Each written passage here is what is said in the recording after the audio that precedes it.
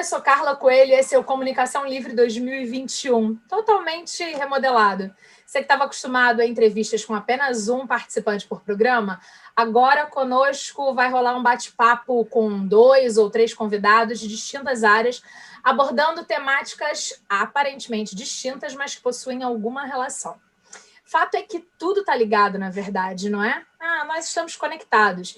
E eu vou ser um pouco desse elo de ligação entre os temas, bem como entre você aí de casa e a informação. Seja bem-vinda, seja bem-vindo ao meu espaço de bate-papo e lembre-se, aqui a comunicação é livre. No primeiro programa nesse novo formato, eu tenho a alegria de conversar com Bruno Seabra, que é educador, e Drica Madeira, que é pesquisadora. Vamos lá para esse bate-papo? Não! A gente vai para um breve intervalo e volta rapidinho. Fica comigo.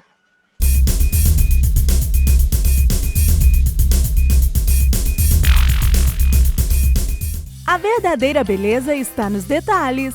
E para transformar tudo o que há em você, conte com uma equipe especializada. No Salão Ilma Cabeleireira, você encontra o que precisa para ficar ainda mais deslumbrante. Cortes, escova, coloração, unha, maquiagem e muito mais. Venha nos conhecer, marque seu horário e saia transformada. Rua Paulo Barbosa, 105, loja 16. Ilma Cabeleireira, revelando a beleza que está dentro de você.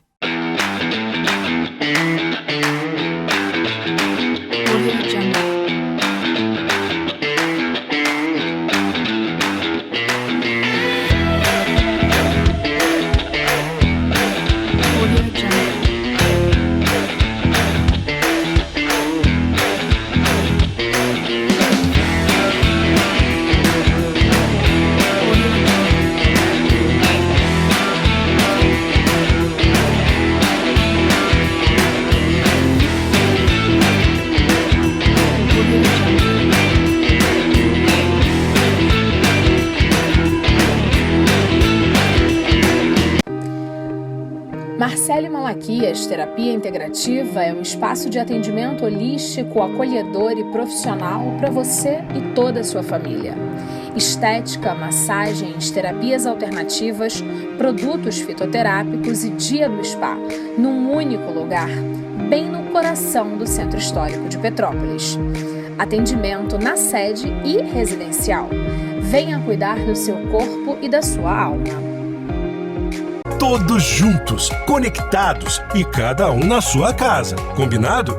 As aulas começam à distância, mas quando tudo isso passar, você continua o curso lá na escola, do jeito CNA. CNA Live Class é para quem já é aluno e também para você que não quer esperar para fazer parte do mundo CNA. Aproveite! Logo mais, a vida volta ao normal. É o CNA junto com você nessa jornada. #Stay Home. CNA Live Class. www.cna.com.br.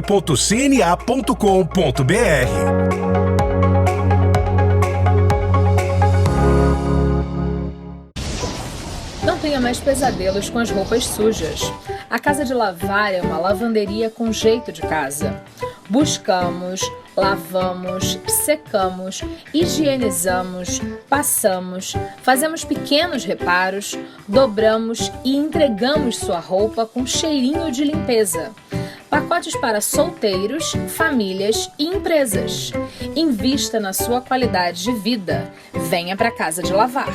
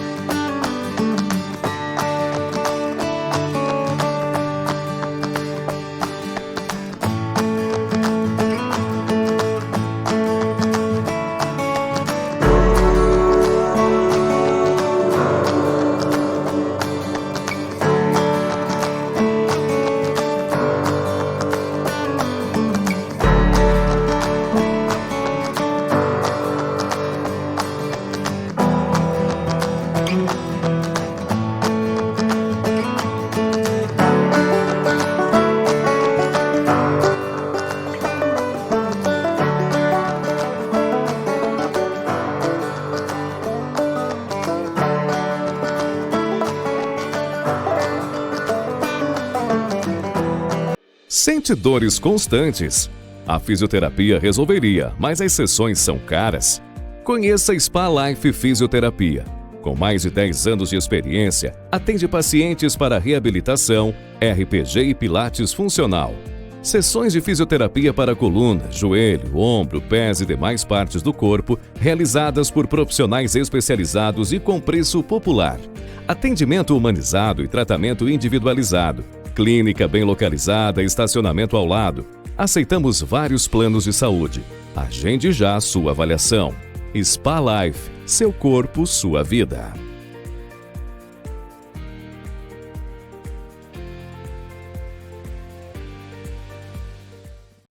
Todo dia é dia de festa. E a Chocolate com Arte sabe disso. E prepara para você maravilhas incomparáveis. Bem casados, nascidos ou vividos. Bolos com chantilly, naked cake e em pasta americana. Brownie, copinho de chocolate, cupcakes personalizados, docinhos variados. Pães de mel, pirulitos diferenciados, personalizados especiais e trufas decoradas. Tudo isso e muito mais com a assinatura da chefe Alexandra Duarte.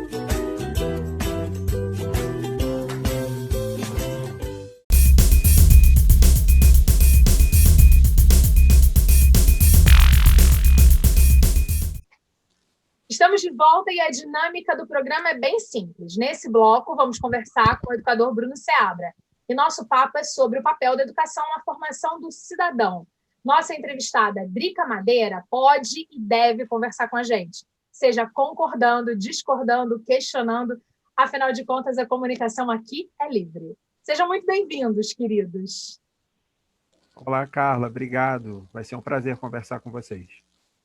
Olá, Carla, obrigada mais uma vez, é bom estar aqui com você e muito obrigada pela essa parceria, esse encontro tão inusitado com o professor Bruno, é um prazer e uma honra estar aqui dividindo esse espaço com vocês dois.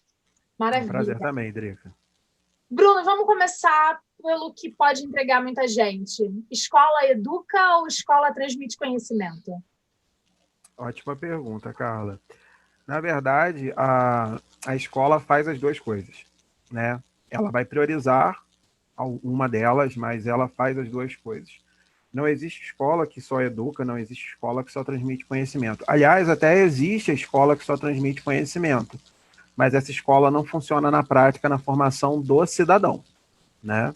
Então, se a gente quer formar um cidadão, quer formar alguém para a sociedade, quer passar algum tipo de valor, né? Quer trazer para ela noções de moral, de ética, de condução na sociedade, da própria condução na sociedade, de avaliar coisas, né, situações, é necessário ir além da educação formal, além da transmissão de conhecimento. A escola que só transmite conhecimento, ela, na verdade, ela vai contra o que a educação apregou lá na sua origem, né? Então, se a gente for falar do maior educador brasileiro, que é Paulo Freire, que merece todas as nossas homenagens, né? Um monte de gente não gosta dele porque não entende, provavelmente. Eu acho que muita gente não gosta do Paulo Freire, que voltou à caça aos comunistas, né? E Paulo Freire era comunista. Então, assim, acho que isso amedronta, e ele, assim, ele não negava isso na literatura dele, né? Em boa parte da literatura dele, inclusive ideologicamente bem marcada por essa ideologia. Mas, colocado isso de lado, ou pelo menos de forma secundária, a pedagogia do Freire é incrível, e é estudada amplamente em todos os continentes pela academia. Isso por quê? Porque ela é inovadora, porque ela entende a realidade da pessoa, e ela questiona uma coisa que é muito grave na escola, e que ela ainda acontece, apesar de estarmos em 2021, que é a educação bancária, que é a educação de transmissão e encaixe de conhecimento na cabeça do educando. Isso não funciona mais, né? A educação, ela precisa, já não funciona há muito tempo, aliás, a educação precisa ser transformadora de fato, ela precisa criar alguma coisa que traga para o educando uma transformação, primeiro dele, depois dele transformar o mundo onde ele vive, né? Então, a escola educa ou transmite conhecimento? A escola perfeita faz as duas coisas. E não vou nem dizer que é preciso que tenha uma fórmula, né? Que acho que a gente já conversou isso em outros momentos. Eu acho que existem escolas diferentes para perfis de pessoas diferentes, e não tem nada de errado nisso, né? A escola confessional, ela pode servir a um público, exatamente, a escola laica vai servir para um outro público, a escola pública vai servir para um outro público e por aí vai, né? E todas podem ser perfeitas naquilo que desejam conduzir. Então, eu vejo dessa forma. Drica é formada, é graduada em letras, não é isso? A gente tem um encontro, né? Eu e o Bruno, porque eu venho da letras, português e literatura, português não é a praia, a minha praia, né? Eu gosto mais de literatura, estou ligada mais à teoria crítica, faço hoje doutorado em ciência da literatura, mas passei por um mestrado em direito para discutir violência doméstica. E é muito interessante a gente pensar nessa questão. Eu queria que o Bruno falasse um pouco, se ele pudesse, como você percebe, você falou, a escola perfeita, né? Ela faria as duas coisas, formaria ou deveria formar esse cidadão. A gente pensa em cidadão, aí vai ressoando na sua cabeça, cidadão é um sujeito e a sujeita que compõe a cidade é esse espaço que a gente vive, então é um espaço comum para todos, então uma escola perfeita formaria esse sujeito perfeito. De que sujeito a gente está falando, Bruno? O que a gente quer dizer quando a gente diz que o papel da escola, porque esse embate eu acho que está muito em voga, né? E porque na América do Norte a gente tem uma forma de entender educação, na América do Sul, bem como nas abrangências, a gente tem outra forma, e na Europa tem uma outra forma de entender educação. Mas pensando aqui na nossa casa, entrou em discussão, em jogo, uma questão que aqui, fora daqui é muito usual, que seria o ensino dentro da própria casa, ou seja, a família responsável, né? E a família, em parte, é responsável por criar, codificando a linguagem, né? Criar e formar esse cidadão. E aí essa escola que a gente pensa, essa escola que a gente imagina, formadora de cidadãos, ela deveria ter quais as características, o que é que faz uma escola ser diferente de uma casa, que também educa, né? Pelo que eu entendi que você falou, a escola vai fazer esses dois trabalhos, bem como o conjunto da sociedade. Então, quais são os ingredientes que você vê como fundamentais para uma escola chegar perto daquilo que a gente gostaria que fosse um cidadão para viver na coletividade da cidade que a gente vive? Perfeito a sua pergunta, Drica. Quando a gente pensa no educando, eu estou fazendo uma segunda graduação em pedagogia agora. E agora eu me vejo estudando determinados pontos interessantes da minha antiga formação, que é letras também, e daquela parte pedagógica, né? E aí uma coisa que nas minhas pesquisas, nos trabalhos que eu tenho feito, assim, que eu tenho reparado bem, é que às vezes a escola como instituição, ela ignora a origem do educando, né? Então, é muito complexo o trabalho da escola. Por que eu digo que é muito complexo? Então, a escola deve ajudar na formação de cidadãos? Eu acho que é uma obrigação moral da escola como instituição. Deve sim, deve sim. Talvez seja o primeiro lugar para muitos educandos onde a gente vai falar desse tipo de coisa, né? Às vezes a família é esvaziada dessa discussão e essa discussão vai acontecer pela primeira vez na escola. E aí, quando eu falo que é complexo, é porque às vezes o aluno é educado nesses termos, quando volta para casa, ou é bem recebido ou é pessimamente recebido. Ainda mais nos dias de hoje, né? Que a gente vai falar aí de doutrinação ideológica, patrulhamento ideológico. Não quero que meu filho vá para a escola para aprender isso ou aquilo, eu quero que ele vá para aprender equação de segundo grau, oração subordinada e magma que vem do centro da Terra. E não é bem por aí, né? Essa educação enciclopédica, essa educação catalogada, categorizada, sistematizada, ela é interessante para fins metodológicos, mas termina aí, né? A gente também precisa falar da formação completa. Quando a gente fala, por exemplo, né, o nosso documento atual de trabalho, que é a Base Nacional Comum Curricular, né, o documento que vai nortear a prática da educação dos professores da educação básica. O documento é incrível, é inovador, é muito progressista numa série de coisas. Eu acho que muita gente que é conservadora em relação à educação não faz ideia do quanto que é revolucionária a BNCC, tanto no ensino fundamental quanto no ensino médio, né? Essa questão de entender o aluno nesse novo momento da vida em sociedade, do mundo globalizado, da questão da inteligência, da inteligência socioemocional, tudo isso tá em destaque, tudo isso tem relevância.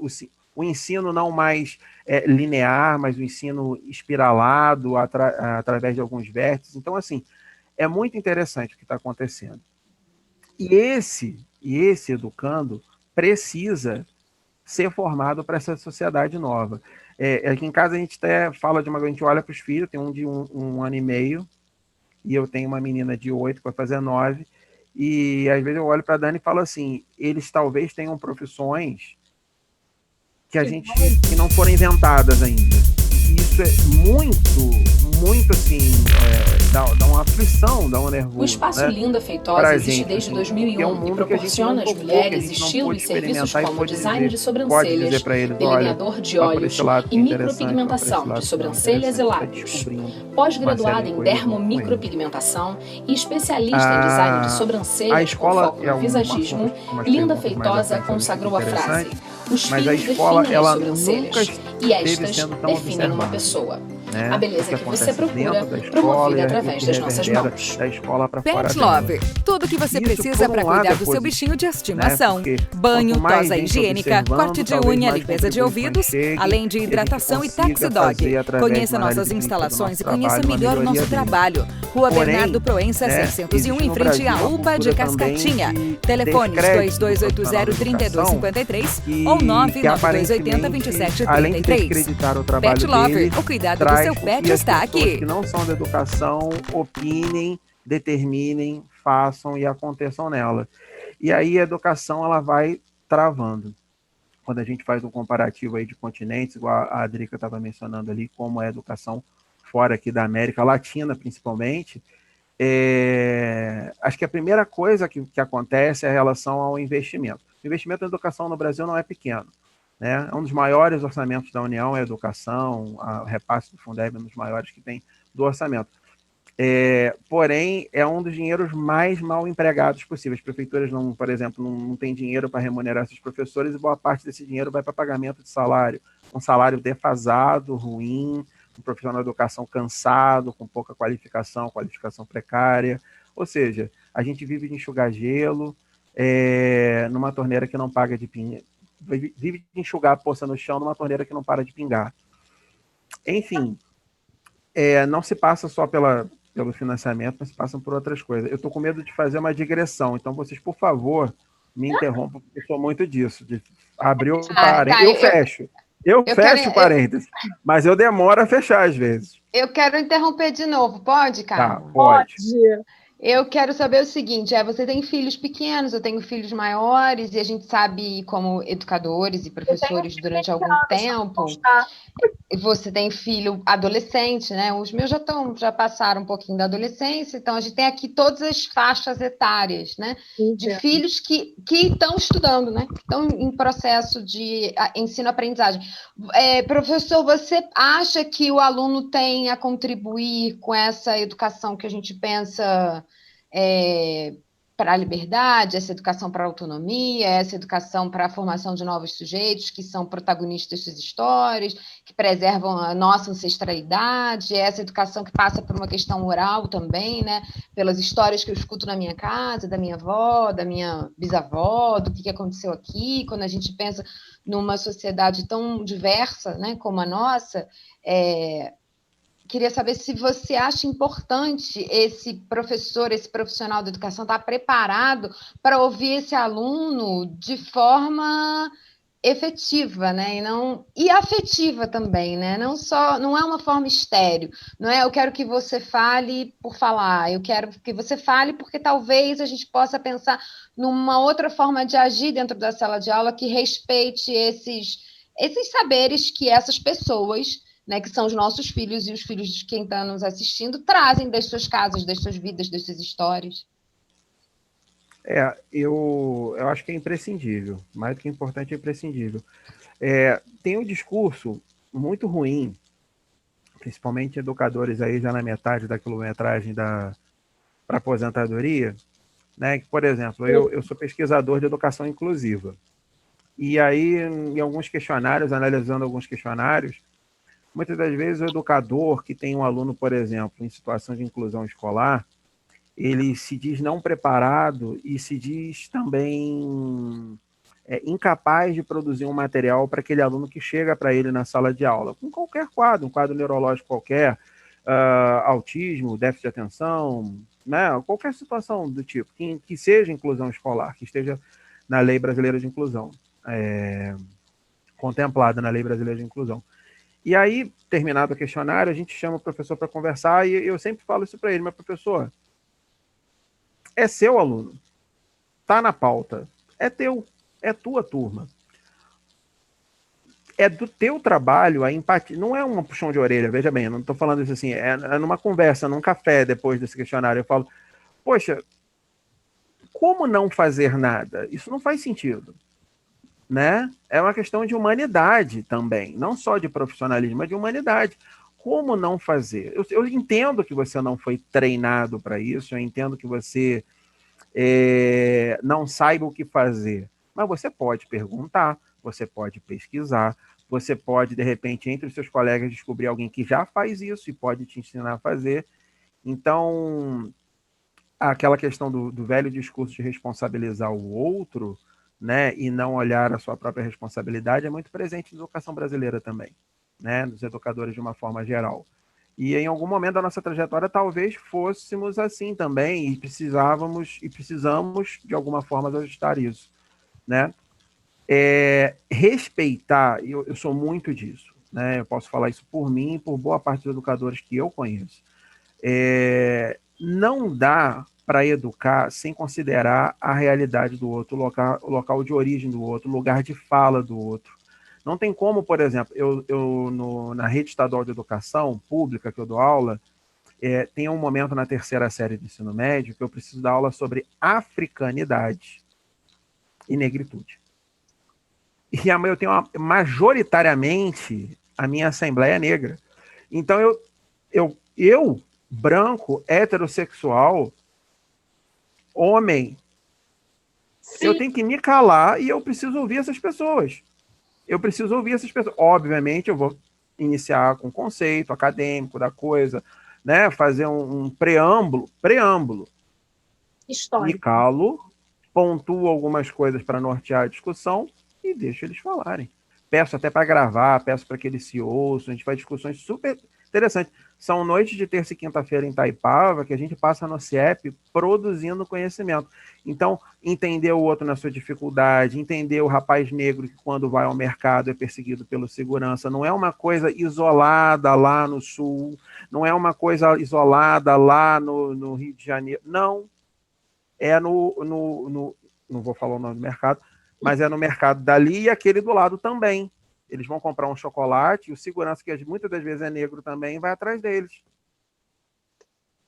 E às vezes moram no mesmo bairro. E é naturalizado. Então, assim, ouvir o outro, ouvir a discussão. Quando chega então, assim, o mês de novembro, mês de outubro, novembro, a gente sempre faz essa discussão, já está contemplada no conteúdo, mas a gente vai fazendo isso maior, né, para que eles entendam isso. É imprescindível considerar a realidade do outro. Eu não formo cidadão, aliás, eu não vinculo ao conhecimento acadêmico, conhecimento escolar, né, vamos falar assim, esse conteúdo, eu não consigo fazer essa ligação, eu não consigo trazer o aluno, a atenção dele para esse conteúdo, se eu não vincular com a realidade dele. O professor que tenta, ou ele é fraudado no processo, né, porque o aluno vai dar o jeito dele para entregar o que o professor pede, né, e não vai fixar nada, e vai passar por aquilo, e vai cumprir, cada um faz o seu, e a gente fica numa boa se ficar assim. Agora, aquele que se compromete, de fato, vê a construção do conhecimento e vê depois o reconhecimento, sabe? É muito bom, eu tenho 15 anos de educação, você vê 5, 10, 15 anos mesmo, quem estava lá no início da minha trajetória, me encontrar, gente que frequenta a minha casa hoje, somos amigos, e ver que construir um cidadão bacana para a sociedade. E isso não tem preço, né? Então, é preciso, de fato, eu não vejo a educação fora do reconhecimento desse lugar de origem, dessa realidade social, econômica, sabe, da realidade religiosa. Então, a gente tem discussões super interessantes quando a gente vai falar sobre religião, religiosidade, né, do preconceito às religiões de matriz africana. Então, é tudo muito, muito interessante. E eles têm muito a me dizer. Isso que é mais legal. Tem muito a me dizer sempre.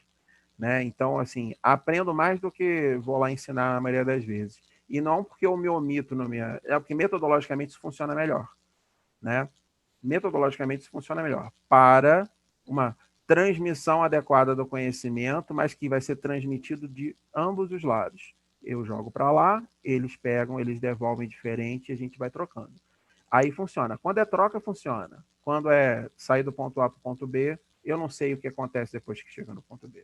A gente está chegando quase que no final desse bloco. E aí, Bruno, de tudo que a gente falou, Drica, de tudo que a gente falou, o ano de 2020, vocês acham que foi o ano para poder pensar a educação?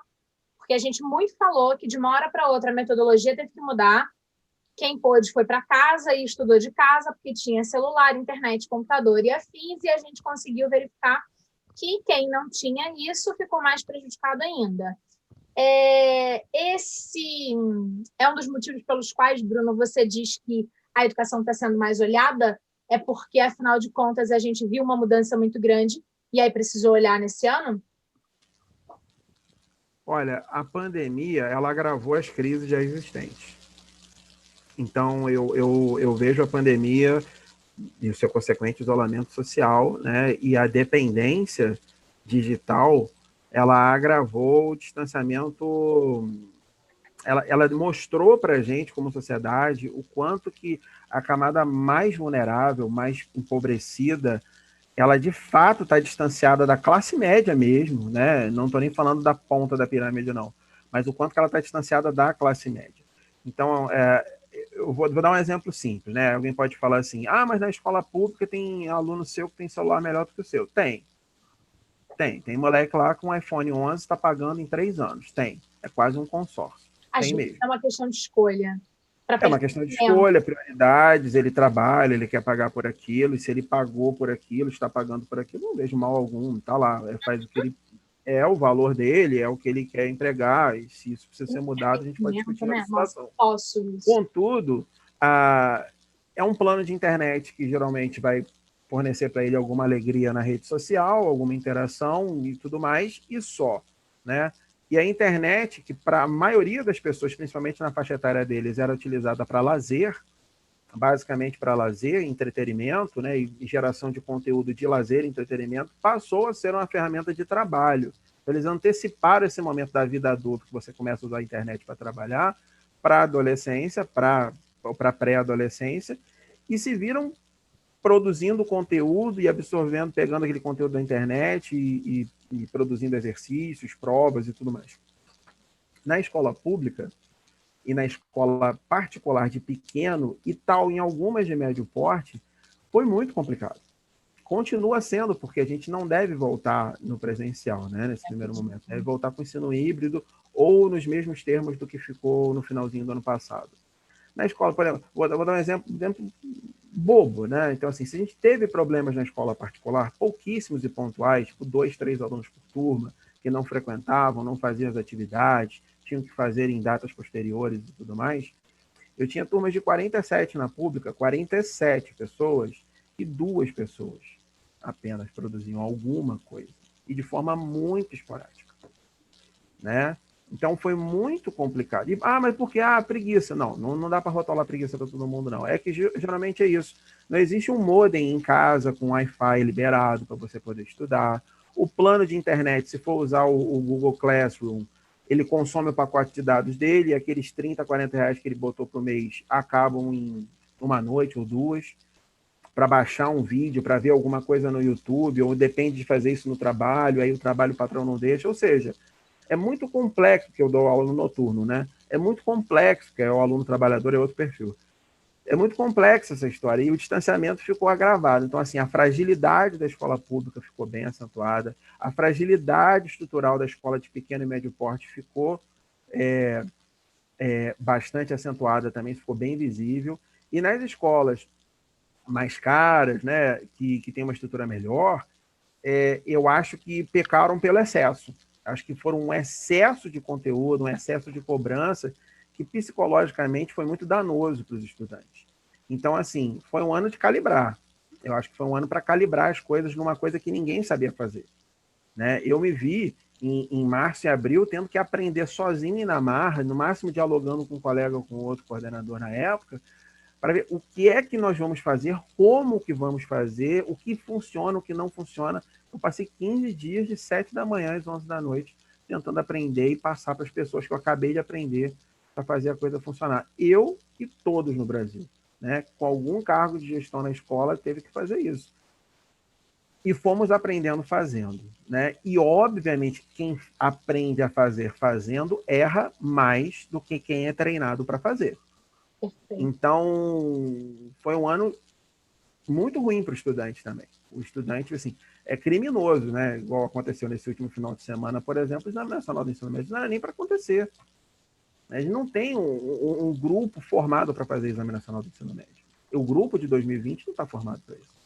Não está. E não é por causa da qualidade do EAD, que isso é uma discussão boboca, não é isso, né? Mas o legal que a gente estava falando no iniciozinho do bloco, que a Drica já falando a questão da formação do cidadão, né?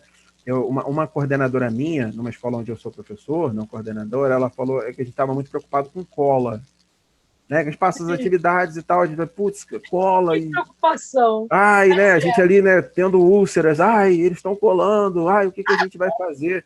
Ela falou uma coisa assim, chamou a gente na razão, o que é a experiência, né? 25 anos de sala de aula, ela chegou na gente na razão e falou assim, o que eles fazem é uma questão moral deles. O que eles estão entregando repercute negativamente para eles. A gente está definindo o que é certo. Queremos que seja feito assim, você deve se pautar nas suas respostas, produza de forma autoral. A gente está dizendo tudo que eles têm que fazer. Se eles não fazem, com supervisão ou não dos responsáveis, aí é uma questão moral que a gente não pode se meter nesses termos da metodologia EAD, infelizmente. Se fosse na escola, voltando ao assunto do início do bloco, a gente está ali para uma questão de controle, né? Tem aquela questão toda ali, Foucaultiana ali. Chama o inspetor e põe para fora. Exatamente. Tá colando, né? Tá colando. Aquela similaridade presídio-escola que o Foucault fala, e esses instrumentos de controle, eles, metodologicamente, por vezes, de forma pontual, eles podem ser interessantes para alcançar determinado resultado. Mas para a formação do aluno em si, isso é complicado e acaba não funcionando na prática. Mas isso é filosofia da educação. É para um papo para um outro momento. Aí é um parentão que eu vou abrir aqui, e aí eu... Que não vai abrir, que a gente vai fazer um breve intervalo. Volta no próximo bloco falando de violência.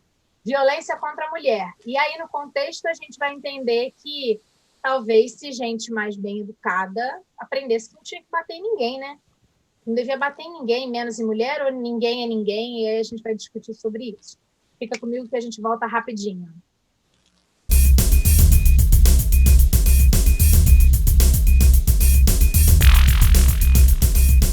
O Espaço Linda Feitosa existe desde 2001 e proporciona às mulheres estilo e serviços como design de sobrancelhas, delineador de olhos e micropigmentação de sobrancelhas e lábios. Pós-graduada em dermomicropigmentação e especialista em design de sobrancelhas com foco no visagismo, Linda Feitosa consagrou a frase: os fios definem as sobrancelhas e estas definem uma pessoa. A beleza que você procura, promovida através das nossas mãos. Pet Love, tudo o que você precisa para cuidar do seu bichinho de estimação. Banho, tosa higiênica, corte de unha, limpeza de ouvidos, além de hidratação e Taxi Dog. Conheça nossas instalações e conheça melhor o nosso trabalho. Rua Bernardo Proença, 601, em frente à UPA de Cascatinha. Telefones 2280-3253 ou 99280-2733. Pet Lover, o cuidado do seu pet está aqui. Um sorriso bonito é o seu melhor cartão de visitas. A doutora Amanda Claveri proporciona o que você precisa para a sua saúde bucal. Profilaxia, restauração, clareamento dental, aparelho ortodôntico, prótese dentária, implante, tratamento de canal, cirurgia, periodontia, odontologia estética. Atendimento em todas as especialidades, para todas as faixas etárias, com alta qualidade e segurança comprovada. O sorriso que você deseja está em nossas mãos. Doutora Amanda Claveri, ortodontia e odontologia estética.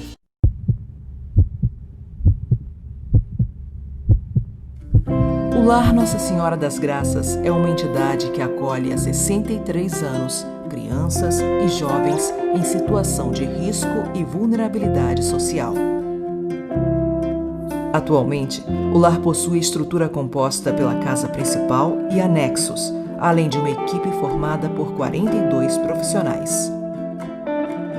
Precisamos da sua ajuda para os gastos mensais com equipe, alimentos e itens de higiene dos nossos pequenos.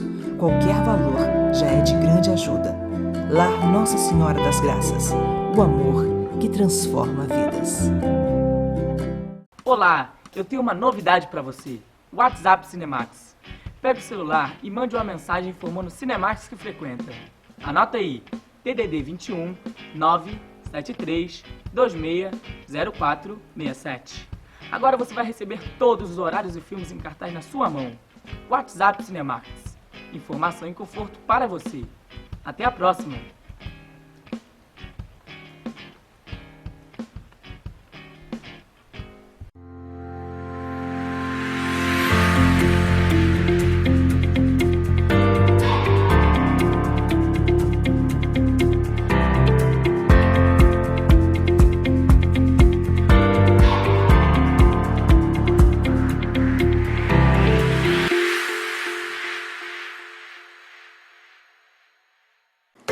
Quer saborear um lanche delicioso de verdade? Vem pro Shopping Sucos. Só aqui você tem mais de 30 anos de experiência em alimentação, matéria-prima de alta qualidade, variedade para todos os gostos e atendimento acolhedor. Escolha um dos trios, aproveite o maior cardápio de sucos naturais da cidade ou deguste o tradicional pão pizza. De segunda a sábado, das 8 às 20 horas, em 3 endereços para você. Shopping Sucos. Nada mais natural que lanchar aqui. Transtornos emocionais, bloqueios energéticos, sintomas no corpo físico, desarmonia nos relacionamentos e falta de autoconhecimento podem trazer sofrimento para a vida. As terapias holísticas são o caminho para uma vida harmônica e plena e te levam ao reencontro consigo mesmo. Dulce Rocha Terapias Holísticas. Agende agora mesmo e dê um novo rumo à sua vida.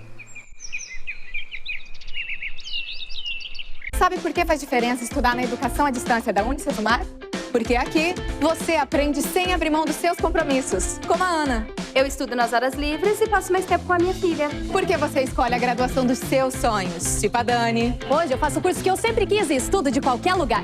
E tudo isso por um preço que cabe no seu bolso. Diz aí, Rodrigo. É, isso aí. Agora eu consigo investir no meu crescimento. Viu só? Estudar na melhor educação à distância do Brasil faz toda a diferença. Matricule-se. Quer praticidade e rapidez na hora de preparar as refeições? A Processados Taquaril faz o trabalho árduo e você se alimenta da forma certa. Selecionamos, descascamos, higienizamos, embalamos e entregamos. Deixe de lado o desperdício com cascas e alimentos inapropriados para consumo após a aquisição. Todas as semanas, frutas, verduras e legumes fresquinhos para você montar seu cardápio. Invista na sua qualidade de vida. Venha para Processados Taquaril. Samóveis é sinônimo de tradição e qualidade. Aqui você encontra tudo para deixar o seu lar aconchegante, elegante e confortável. Armários, cabeceiras, camas, mesas, sofás e muito mais. Acompanhe as mídias sociais, participe dos feirões e aproveite as promoções. Pensou em móveis? Pensou em Samóveis. Desde 1972, mobiliando o seu lar.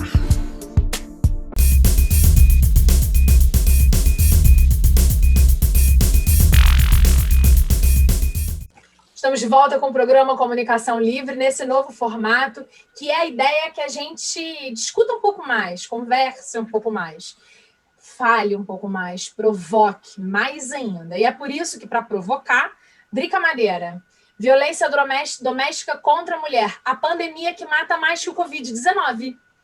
E aí, Drica? É uma doideira isso, né? E aí a gente tem que retomar essa discussão aí que a gente estava tendo com o Bruno sobre educação, e educação não escolar, educação não bancária, essa educação societária, né? A sociedade que a gente quer, né? A sociedade que a gente quer hoje, representada pelo regente da nação, ou do governo, na verdade, é uma sociedade patriarcal, machista, heteronormativa e branca, né? Então, eu não vou dizer nem que ela é masculina, porque ela é centrada na figura do macho, mas algumas mulheres também passam por esse comportamento. E aí eu já saio da primeira provocação, que é, mas não defende todas as mulheres e a Damares. Não, não defendo todas as mulheres, então não defendo a Damares, porque o fato aqui não é ser mulher, né? A questão é de que lado você samba. Então, o negócio não é ser rico. Quando você pensa em luta de classes, e aí aquela coisa que imbecis falam sobre Marx e Engels, sobre comunismo e etc, etc, só muito rapidamente, para você entender, é assim, o Marx era pobre, o Engels era rico, mas ele era muito rico, porque ele era herdeiro de uma fábrica. Então, percebam, consciência de classe não tem a ver com a classe em si. Então, eu não posso dizer que as mulheres fazem parte de uma classe, porque eu estaria traindo a minha filósofa de cabeceira, que é Simone de Beauvoir, que diz que a gente tem uma incapacidade por uma falta de ancestralidade, né, de unidade no início. Eu tenho um pouco até discordado sobre isso, cheguei a falar com uma das minhas colegas da política esses dias sobre isso, que algumas mulheres se filiam automaticamente aos homens, né? Os seus maridos, seus pares, são pagas por eles, sustentadas por eles, ou sustentam eles em alguma medida. Só que, ainda assim, esses papéis estereotipados de quem manda, né, na casa, quem deve obedecer, quem cuida do serviço doméstico, quem cuida das crianças. Então, assim, o lugar do cuidador, da cuidadora, né, que pode ser cuidador de idoso, pode ser cuidador de neném, pode ser cuidador de criança na escola, passa sempre por esse olhar da mulher, que seria um olhar mais preparado, um olhar feminino, um olhar mais atento. E isso tem tudo a ver com a sexualidade, que tem tudo a ver com a escola, que tem tudo a ver com a gente estar de olho grande na escola agora nesse momento, porque a escola ensina para os nossos filhos que eles têm corpos. E corpos que falam, corpos que existem, corpos que sentem. E em dizer isso a eles é dizer como fazer, como sentir, como que pode, para se organizar societariamente. Como que a sociedade se organiza? Através dos corpos que fazem parte dela. Somos homens, mulheres e outros. Outros, eu vou dizer o seguinte, não binários. Nem homens, não mulheres, apesar de existirem por aí vozes dissonantes, acho que já deu para a gente ver perfeitamente bem no mundo de hoje, na pandemia em especial, com todas as lives que a gente teve a oportunidade de assistir, que existem muitas coisas que a gente não consegue ainda traduzir. A gente não tem vocabulário para entender, né? A gente não sabe exatamente o que é, né? O trânsito, né? Esse trânsito do homem para a mulher ou da mulher para o homem, porque a gente, criado na modernidade, foi criado num pensamento absolutamente binário, é sim ou não, pode ou não pode, é homem ou mulher, é feio ou bonito, é gordo ou é magro, não tem uma palheta aí no meio do caminho, isso é uma grande mentira, ou uma inverdade, que foi falada muitas vezes e a gente absorveu. Existe uma palheta, e a palheta existe desde a cor do nosso cabelo, passando pela cor da nossa pele, e pela forma como a gente se percebe no mundo como um ser sexualizado, né, que é o maior drama de quem tem problema de recalque, né, que são normalmente os fascistas, porque nem os conservadores de direita nunca tiveram problema com isso, porque eles são, inclusive eu posso dizer, libertinos, não são libertários, né? Eles normalmente têm esposas e amantes, que são sustentadas pelos conservadores. Não que os homens de esquerda não tenham, eles têm também. O problema é que na esquerda existiu, talvez, em algum momento, depois em 68, na França, uma coisinha assim, a lá Simone de Beauvoir, de que a gente podia pensar no amor livre.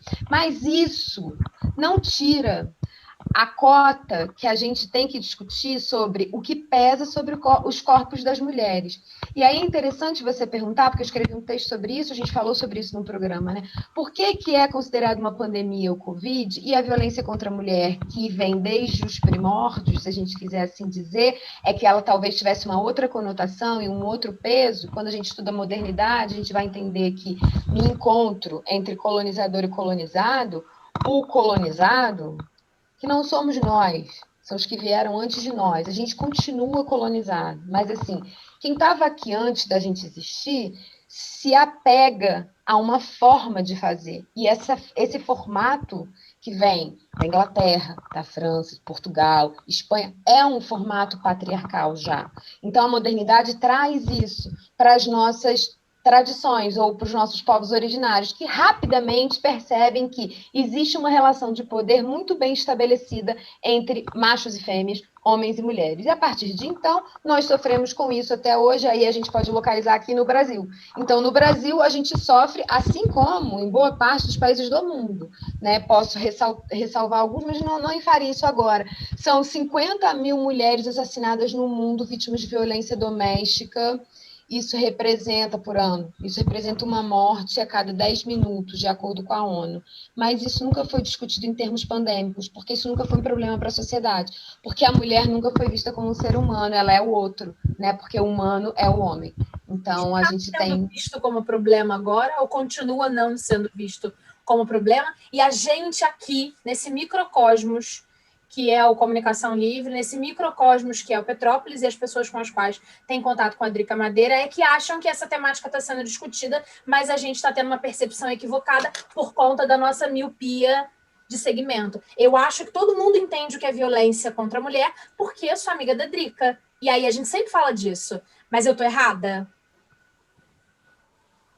Acho que sim, né, Bruno? Porque o que acontece? Nem todo mundo entende por violência aquilo que você entende por violência. Então, talvez a gente possa pensar no âmbito de determinadas culturas, as pessoas também me cobram isso. Então vai lá na tribo indígena dizer que a mulher é pã, então vai lá. E assim, tem uma romantização, né, de que na África não tem. Tem violência contra a mulher, né? Os povos originários tem violência contra a mulher, né? Você tem... são várias matizes e várias formas de violência. Violência é um crime que a gente inventou. Então, a gente inventou e agora a gente tem que traduzir para essas diversas linguagens. Todo mundo sabe o que é? Não. Tem gente que não sabe, que dizer que o outro é um incapaz é uma violência psicológica, ainda mais esse outro sendo mulher, que foi incapacitado durante muito tempo a, por exemplo, não ser um sujeito de direito, não poder votar, não poder estudar. E aí você continua repetindo, que você continua, você, minha senhora, minha esposa, é uma incapaz. E aí você tem a novela, que vai problematizar isso, ou outros tantos programas, que vai problematizar os dois aspectos. Um, vá tomar banho que eu vou lhe usar, que é de uma novela, não lembro o nome, e... no contraponto, você vai ter a Popozuda ou a Ludmilla fazendo, na verdade, uma reificação da mulher porque eu quero. Como se no neoliberalismo as coisas acontecessem porque eu quero, né? Como se no capitalismo eu pudesse ter um não querer. Existe de fundo uma liberdade do querer passar fome, existe, ela é real, né?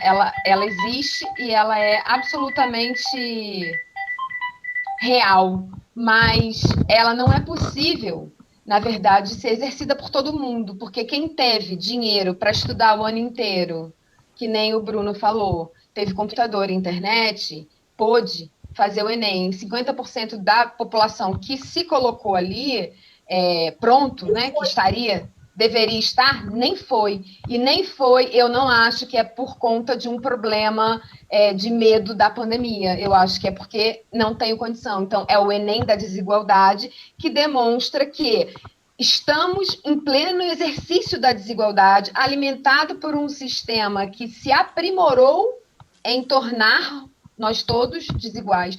Nessa desigualdade, quando a gente pensa na questão que o Bruno disse da classe, né?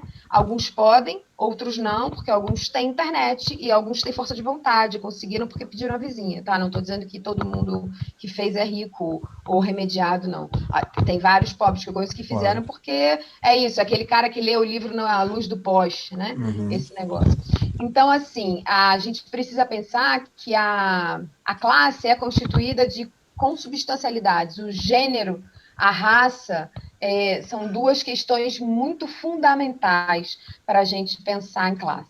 A gente precisa discutir no Brasil que a nossa classe social ela é composta por uma pirâmide de desigualdade, que em sua maioria é violência contra a mulher negra, e isso é um marcador que define a violência, porque elas mais reclamam, mas porque elas também precisam dos serviços públicos para serem atendidas. As mulheres brancas têm outras soluções, elas podem bater a porta e ir embora. Por quê? Porque tem um recorte aí de classe. Além de ter o recorte de raça, que é, mas então a mulher negra, não, a mulher negra que é rica, ela também vai ter um advogado, mas a que é branca e é pobre não vai ter um advogado. Tudo bem, tem essas questões. Mas se a gente pegar majoritariamente a população brasileira, a gente está falando de uma negritude escondida numa morenice, né, numa mestiçagem, mas no fundo todo mundo é preto, mas ninguém quer ser preto, né? Então essa é a questão. E aí a violência, ela tem esse perfil, né? A violência, ela é contra a mulher e a violência tem um outro papel que é contra a raça, especificamente, que a gente denomina de raça essa diferença de cor. Então, a mulher é vítima de violência doméstica e o homem negro é vítima de violência pelo sistema de justiça que, em tese, defende a mulher. Então, no final das contas, a gente tem um sistema carcerário cheio de homens pretos, pobres, que são presos porque foram denunciados por suas mulheres pretas e pobres que não aguentavam mais a situação de violência que começa sendo uma violência institucional quando falta comida na minha mesa. Né? E eu apanho porque falta comida na minha mesa, meu marido fica nervoso, ele me bate. Então, é cultural? É cultural, mas tem uma base material. Então, a gente não adianta ter uma escola que fique falando não pode bater, não pode bater, não pode bater, porque tem uma prática, tem uma vida real fática, tem uma realidade concreta que se impõe. Quando ela se impõe, não tem jeito. Ela se impõe e diz a você assim, hoje não temos comida, em casa que não tem pão, todo mundo briga e ninguém tem razão. Então, são os ditados populares que a gente pode pegar para ilustrar o que seria o cenário da violência. A pandemia mata, e aqui no Brasil a gente está absolutamente transtornado, né? Números e alardeado, mas antes dessa pandemia a gente mata já há muito tempo por muitos motivos que a gente nem chegou a discutir. Talvez a pandemia seja uma porta para uma nova discussão, né? Ou uma discussão mais profunda sobre outras questões violentas que violentam a sociedade brasileira no seu conjunto, em especial destaque as mulheres e as mulheres negras. Eu acho que tem também, Drica, tem determinados pactos sociais assim, né, que a gente vive até hoje, que vão dizer justamente isso, né? Que bater é errado. Né? Bater errado, bater errado, bater errado. Bater errado porque uma sociedade não deve ser pautada em questões da violência para resolver conflito. Então, a escola vai reverberar essa história do bater errado de diversas formas. Desde a aula de sociologia, de forma bem focada, a um texto que é interpretado na aula de português, uma situação da biologia, enfim. Uma situação de sala de aula que um professor que nem é de uma área afim pode interceder e, como educador, ele pode estar ali ajudando na mediação do conflito. Mas acho que um ponto interessante que vale a pena você falar para a gente, por ser especialista na área e pesquisadora, é a questão da educação sexual na escola, né? Que ela é completamente interpretada de forma equivocada pela maior parte da sociedade brasileira. Né?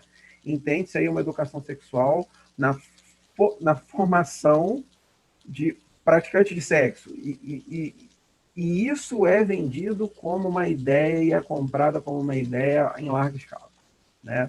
E eu acho que o grande mérito da educação sexual, num primeiro momento, é nesse contexto de violência doméstica que a gente viu esse agravamento, ou aumento de denúncia, ou ambas as coisas, a gente viu a vítima procurando mais os canais de denúncia para que o seu problema fosse resolvido. Então, assim, eu acho que a educação sexual na escola, ela ajuda principalmente a sociedade a fazer com que a vítima se reconheça como tal. Né? Eu acho que quanto mais uma mulher fala, mais ela percebe que podem ter pontos na sua linha de vida, né? Na sua trajetória, que às vezes conversando com mulheres da minha família, a gente conversando sobre esse tema, só para ilustrar, eu já lidei isso em conversa de domingo à tarde aqui, a pessoa fala assim, poxa, mas eu nunca tinha percebido que esse ponto da minha vida era um ponto onde eu fui abusada. E a pessoa sair dali 2, 3 semanas depois já está procurando analista, já está cuidando da cabeça nesses termos e dando conta de outros processos também, de procurar saber, responsabilizar e tudo mais. Isso não aconteceu com uma mulher, aconteceu com várias mulheres com as quais eu pude conversar num tipo de dinâmica que essa situação surgiu. A educação sexual vem, inclusive, para auxiliar o estudante a reconhecer quando, de fato, aquilo é um abuso, quando, de fato, aquilo é um constrangimento, quando, de fato, aquilo é uma invasão, né? A educação sexual é muito construtiva quando bem feita, profissionais capacitados, que de fato estão ali para construir alguma coisa. E acho que a maioria que se aventura nessa seara aí vai para esse fim. Né? A maioria, se não todos. Mas a ideia, ela é colocada de uma forma errada por conta, aí a gente vai bater de novo naquela tecla, de sociedade patriarcal, binária, machista, né? Culturalmente machista, naturalizadamente machista. Bruno, assim, mais que isso, eu acho que a gente tem um problema que é mais segredado do que esse, sim, né? Mais aquela coisa do segredo mesmo. Se a gente for pegar os dados, 213 episódios de violência doméstica de janeiro de 2019 até novembro de 2020, 58% das mulheres mortas nesse período foram por homens, e esses homens são todos familiares. Sim. E se você desdobrar isso, né, para o estupro, ou para a violência sexual, ou para o abuso, quando é menor, né, menor de idade, a gente está falando de um problema intrafamiliar, né, não é extrafamiliar. O problema é que a gente fez o problema virar extrafamiliar.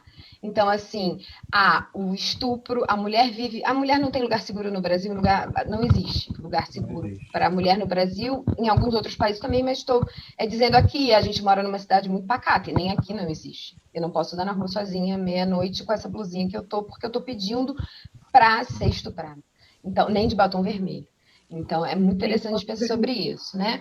Nem sozinho. Então, assim, você tem que estar acompanhada. Esse validador do macho do lado, né? De ter um marido, de ter alguém que te busque, que te leve, de estar sempre acompanhada. Isso te dá garantias de que você é uma mulher que não vai sofrer um abuso fora. Só que isso não te dá nenhuma garantia de que você já não sofreu um abuso dentro. Então, assim, quando a gente fala de educação sexual na escola, para prevenir a violência doméstica, a gente está falando de uma situação muito grave, porque a gente está falando contra a família brasileira, né? Então, assim, existe um bloco hoje de defesa, na verdade, da moral dos bons costumes, transvestido por Deus acima de tudo e Brasil segundo lugar, né? Não sei, não trabalho com a consigna do sujeito, então eu não sei, mas é uma coisa assim, né? Primeiro vem Deus, depois vem a pátria, tá? Deus, pátria, família, né? Deus, pátria e família, a gente já viu isso há algum tempo atrás. Então, o que acontece? Quando criança, as meninas, e eu vou falar das meninas especificamente, são abusadas, no mais das vezes, pelos pais, padrastos, tios e primos. Quando adolescentes, pelos primos, avós, tios, padrastos. Pais é mais difícil quando adolescente. Quando mulheres feitas, saindo da juventude, vamos passar dos 29, né, que seria a condição de jovem para a ONU, passada dos 29, você já está casada, então você, no mais das vezes, vai ser abusada pelo seu marido. Então, assim, o que é que você vai ensinar para a criança na escola? Como é que alguma autoridade vai permitir que a educação sexual seja ensinada na escola sem ter esse olhar perverso de que, na verdade, você está ensinando uma prática, não é um mecanismo de defesa, é um mecanismo de prática. E ainda que fosse de prática, quando você pensa na nossa adolescência, e a adolescência de meninos e meninas que são ceifadas por uma questão de descoberta do prazer de forma não sabedora de como isso se dá, e isso torna uma semente no útero, a semente no útero cresce e vira um bebê quando você tem 15 anos, parece tranquilo, né? Mas não é, nem para adolescente, nem pro adolescente, nem para a família de nenhum dos dois, nem para a sociedade brasileira. A gente cria outro problema. Então, assim, a educação sexual, ela devia ser prioritária, eu acho, em escolas públicas e privadas, eu acho que todos os professores deviam estar habilitados para o assunto, porque enquanto professor de português passa um sufoco para arranjar um texto, para problematizar questões, o professor de educação física faz questão de dividir a quadra entre meninos e meninas, porque meninas têm peitos, e se a bola bater no peito, dói, só que meninos também têm bolas, peitos embaixo, se a bola do jogo bater nas bolas, também deve doer, né? Acredito eu. Mas, enfim, tem uma questão... percebe que ao mesmo tempo que a escola faz um movimento de vamos juntar aqui interpretativamente, vamos pegar as escritoras, vamos acontecer, a gente tem uma outra questão que na prática, a gente separa os meninos das meninas, porque quando eles se encontram, acontece o quê? Um problema grave. Eles beijam, abraçam, eles transam. E eles não sabem como fazer isso, então eles fazem mal feito.